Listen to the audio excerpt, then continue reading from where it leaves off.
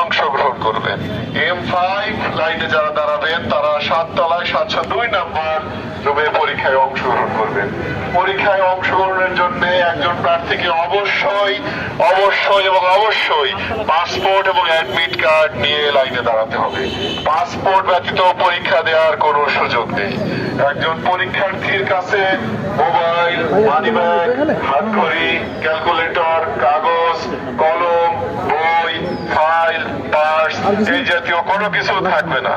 যদি কারো কাছে এই জাতীয় কোনো কিছু থেকে থাকে দ্রুত কারো কাছে রাখার ব্যবস্থা করুন, অন্যথায় ফেলে দেন। পরীক্ষার্থীর সঙ্গে আগত যারা আছেন তাদেরকে লাইন থেকে দূরে সরে যাওয়ার অনুরোধ করছি। ভবনের সামনে এবং পুলিশ কনভেনশন হল এই ভবনের সামনে কোনো জনসমাগম করা পুলিশ কর্তৃপক্ষের পক্ষ থেকে নিষেধ করা হয়েছে।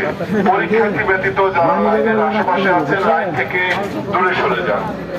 পরীক্ষার্থীরা প্রথমে লাইনে দাঁড়াবেন, পরবর্তীতে নির্ধারিত একটি শীটে স্বাক্ষর করবেন। স্বাক্ষর শেষ হয়ে গেলে আমাদের নির্দেশনা মোতাবেক লাইনগুলো প্রবাসী কল্যাণ ভবনের ভিতরে ঢুকে বা পাশের 1 নম্বর সিঁড়ি দিয়ে যারা 7 তলায় যাওয়ার 7 তলায় চলে যাবেন, যারা 8 তলায় যাওয়ার 8 তলায় চলে যাবেন।